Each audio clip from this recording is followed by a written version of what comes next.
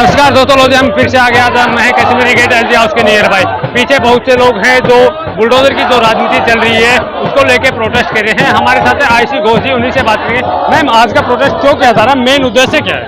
मुद्दा यही है कि आरएसएस और भाजपा का जो बुलडोजर की राजनीति चल रही है इस समय पे, कि लोग जो गरीब तबके से आते हैं, वो जो अपना एक जगह पे रहते हैं, अपना काम करते हैं, उनकी जो झुग्गियां है उसको किस तरीके से उखाड़ के उनकी जो जिंदगी है, जिंदगी के सपने हैं, उसको कुचलने की कोशिश किया जा रहा है।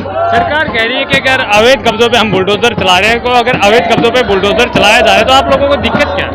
बात यह है कि सरकार जिस राजनीति के साथ इस चीज को कर रहा है, बिना नोटिस दिए, जिस तरीके से जहांगीरपुरी में भी हमने देखा कि वहाँ पे घुस दिया गया, अचानक से कोर्ट जब ने स्टे दे दिया, उसके बावजूद बुलडोजर को वहाँ पे चलाया गया, जबकि कोर्ट ने ये बात बोला है कि वो लोग इस बात को देख रहे हैं और अभी बुलडोजर चलाने की जरूरत नहीं है। लेकिन उसके बावजूद बीजेपी का जो एमसीडी रहा है, उसने क्यों ये बात को बोला कि बुलडोजर को चलाने की जरूरत है? और ये राजनीति हर जगह में किया जा रहा है दिल्ली के अंदर, कि झुग्गी झोपड़ियां जो गरीब तबका है उनके लिए ऑल्टरनेटिव अरेंजमेंट नहीं करके उनकी जो घर है ऑलरेडी उसको तोड़ा जा रहा है, उनके जो दुकानें हैं जहाँ से उनकी इनकम आती है उसको तोड़ा जा रहा है। अब 10 जगह चिन्हित की गई थी, ओखला, शाहीन बाग, जामिया वगैरह, न्यू ट्रेंड कॉलोनी, इन पे तो नोटिस दे चुके हैं ना।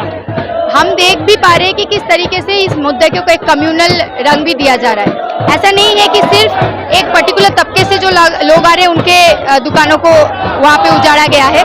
बहुत सारे ऐसे भी लोग हैं, मतलब दो धर्म के लोग के ही वहाँ पे दुकानें उजाड़ा गया है। लेकिन जो मेजर अटैक है वो गरीब तबका पे है। तो जो मेजर अटैक है वो बिना नोटिस के, जिस तरीके से ऑल्टरनेटिव अरेंजमेंट ना बनाते हुए, आप ये कह रहे हैं कि धर्म विशेष को टारगेट करके भी बुलडोजर, हाँ, ये भी किया गया है बहुत सारे जगह, सब पे चला रहे हैं, चाहे हिंदू हो चाहे मुस्लिम। लेकिन उसके बाद भी जो टारगेटिंग हुआ है मेजरली हिंदू मुस्लिम दोनों के ही हुए हैं, लेकिन मेजर जो टारगेटिंग हुआ है वो मुसलमानों की जो झुग्गी झोपड़ियां है वहाँ पे हुआ है।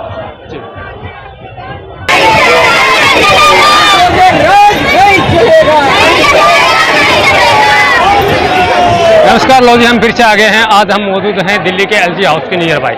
ये कुछ लोग थे जो बुलडोजर की राजनीति को लेके एलजी हाउस की तरफ कूच कर रहे थे। तो बुलडोजर की राजनीति चल रही है, उसके विरोध में इनको यहाँ रोक दिया गया। सर, आज यहाँ रोकने का कारण क्या? पहले तो हम कुछ लोग नहीं है, ये लेफ्ट फ्रंट का प्रोटेस्ट है जो इसके अंदर ज्वाइंट लेफ्ट पार्टीज है, तो कुछ लोग मत कहिए। बहुत से लोग हैं। हाँ, ये सीपीआई, सीपीआईएम, सीपीआईएमएल, ऐसी 9 वामपंथी पार्टियां जो हैं, जो लेफ्ट फ्रंट कॉन्स्टिट्यूट करती हैं, ये उनका जॉइंट एक प्रोटेस्ट है जिसमें हम लोग एलजी के दफ्तर तक मार्च कर रहे हैं और ये मैसेज देने की कोशिश है कि भारतीय जनता पार्टी जो कर रही है एमसीडी के द्वारा वो गलत है, उसमें एलजी हस्ताक्षर कर रही है। ऐसा गलत क्या कर रही है जिसके कारण जनता को सड़कों पर उतरना पड़ रहा है? जी, 2 चीजें गलत कर रही है। सबसे पहले, इनका जो इंक्रोचमेंट हटाने के जो ड्राइव है वो प्रॉपर रूल्स एंड रेगुलेशंस के थ्रू नहीं है।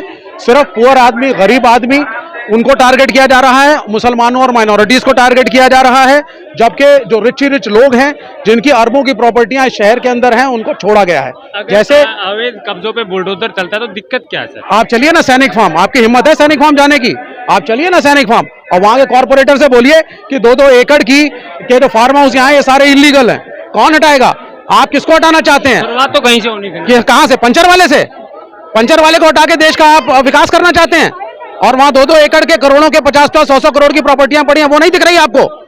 विकास अगर करना है तो सबसे पहले ये जो अमीर आदमी 2-2, 3-3 एकड़ की प्रॉपर्टियां लिए कब्जा करे बैठा है, greater Kailash, Vasant Vihar, east of Kailash, सैनिक फार्म, साकेत, आप जाइए छतरपुर से गुड़गांव की रोड पे, दोनों तरफ इलीगल एनक्रोचमेंट है। बड़े बड़े फैशन हाउसेज हैं, कम से कम 15-15 फुट घेरा हुआ है, सामान रखा है, कौन हटाएगा? वो नहीं दिख रहा। कौन दिख रहा है आपको? एक तो मुसलमान, गरीब आदमी, पंचर लगाने वाला, जूस बेचने वाला, चल रहा है बुलडोजर। बार मुसलमान सांप्रदायिक दिख रहा है। क्यों? शाहीन बाग क्या करने गए थे? पहले चलते ना वसंत विहार, वहां से शुरू करते। शाहीन बाग जाकर के आप मैसेज देना चाहते थे कि यहाँ जहाँ पे तो वो गुप्ता जी का भी, गुप्ता जी करके पूरा मीडिया नाच रहा है। गुप्ता जी का गलती से घर टूट गया, वो भी बेवकूफ लोग। 1977 में उसके बाद डीडीए के कागज भी हैं, वो दुकान ही अवैध नहीं थी जो तोड़ दी गई, ये भी मैं बता दूं आपको। तो ये बाबा का बुलडोजर रोका जाएगा, कानून की मदद से, कोर्ट की मदद से बुलडोजर नहीं चलने देंगे। एक तरफ मुख्यमंत्री और बीजेपी खुद कहती है कि हम इलीगल कॉलोनीज को ऑथोराइज करेंगे, दूसरी तरफ आप साहब कह रहे हैं कि साहब हम एनक्रोचमेंट पे हटाएंगे, हम तोड़ेंगे भी। तो आपकी पॉलिसी है क्या? और अगर आपकी पॉलिसी है तो रिलोकेशन कौन करेगा? जब आप किसी को तोड़ते हैं, हटाते हैं, झुग्गी भी हटाते हैं, तो रिलोकेट भी तो करेंगे ना आप किसी को। 15 साल से 20 साल तक एमसीडी, 15 साल से कानून यहाँ पे 15 साल तक आपके जो भ्रष्ट काउंसलर, कॉर्पोरेटर, अफसर थे, जिन्होंने ये एनक्रोचमेंट होने दी, पैसे खाए, क्या उनके खिलाफ एक्शन? कब्जा हटाना गलत है। बिल्कुल सही है, आप कानून के तहत हटाइए। आपको नोटिस दे दिया 10 जगह पे और नहीं, बुलडोजर चला, वहां पहले 15 साल का हिसाब दीजिए कि 15 साल में आपने वो बिल्डिंगें आने क्यों दी? उसमें केजरीवाल ने बचा दिए बांग्लादेशी। केजरीवाल कहां से आ गए साहब? केजरीवाल कहां से आ गए? हर चीज में केजरीवाल आ जाता है। अरे केजरीवाल की जहां गलती है, केजरीवाल को भी पकड़ेंगे, वो अलग इशू है। लेकिन ये तो एमसीडी के अंडर की बात है ना। आप जब आप अपना घर बनाएंगे तो एमसीडी से आप करवाते हैं ना सारा कुछ।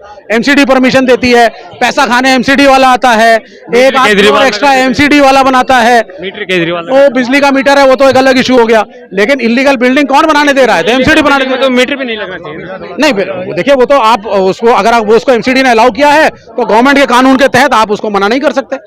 If a building has been constructed, electricity connection has to be given. ये काम नहीं है किसी भी स्टेट गवर्नमेंट का डबल चेक करके मीटर या पानी को रोकना। उसका ये काम है, ये देखना। एमसीडी का काम है, म्युनिसिपल कॉर्पोरेशन का, इन चीजों को ना आने से रोकना। ये महाभ्रष्ट है। जैसे शाहीन बाग में बुलडोजर गया, लेकिन वहां बुलडोजर चल नहीं पाया, जो भी कारण रहा हो। उसके बाद आदेश गुप्ता जी ने एक लेटर जारी करके कहा है कि कांग्रेस के कुछ नेता और कुछ लोकल पार्षद और विधायक जो हैं वो इसमें खलल डाले, उन पर एफआईआर दर्ज होनी चाहिए। नहीं, एफआईआर क्या दर्ज होनी चाहिए? जब ये वहां पहुंचे हैं तो उसके 2-3 दिन पहले से ही सभी पॉलिटिकल पार्टीज वालों ने लोगों को बोला कि अगर आप लोगों का कोई अवैध चीज है बाहर तो अंदर कर लो।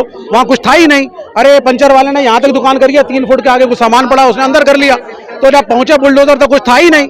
तो ये इनका ये गेम प्लान था कि देश में मैसेज देंगे कि देखो सीए वहां से शुरू हुआ, हमारे बुलडोजरों ने तोड़ दिया। लेकिन ऐसा हो नहीं पाया क्योंकि लोगों ने वहां पे गैर कानूनी तरीके से अतिक्रमण नहीं करा है। सीए की बात आ गई तो अमित शाह जी का बयान आया है कि जैसे ही कोरोना खत्म होगा सीए एनआरसी दोबारा आएगी। कोई बात नहीं, वो फिर से उसको लाएं, हम फिर से प्रोटेस्ट करेंगे। ये तो हमारा मौलिक कॉन्स्टिट्यूशनल राइट है, जो हमें अम्बेडकर साहब ने कॉन्स्टिट्यूशन बना के दिया है।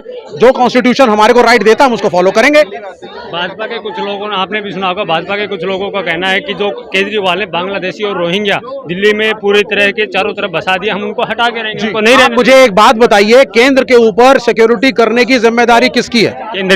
केंद्र की है। सिक्योरिटी फोर्सेस किसको रिपोर्ट करते हैं? केंद्र को।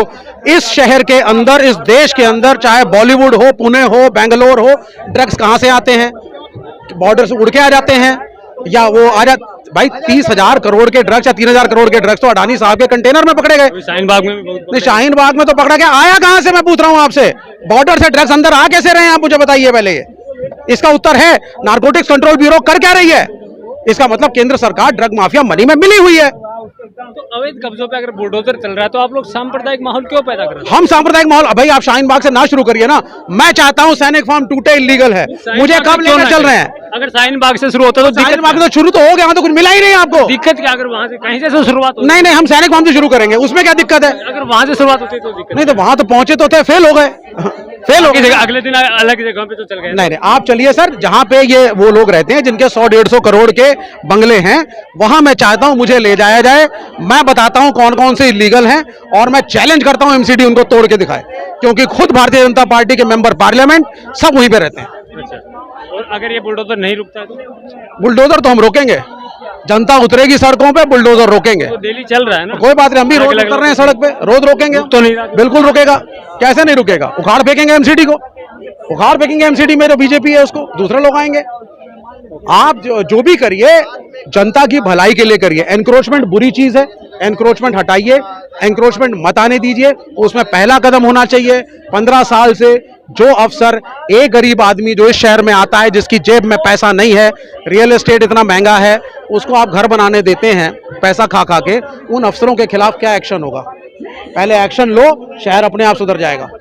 तो तमाम लोग हैं, साफ तौर पे कहना होगा कि तो बुलडोजर की जो राजनीति है ये एक सांप्रदायिक माहौल क्रिएट करने के लिए की जा रही है। अगर बुलडोजर चलाना है तो गरीब पेंचर वालों पे न चला के, जो ये बड़े बड़े कंस्ट्रक्शन साइटें हैं जहां कई वर्ग फीट में बुलडोजर अतिक्रमण कर रखे हैं, अगर भाजपा या दिल्ली एमसीडी में हिम्मत है तो उन पर बुलडोजर चला के दिखाए।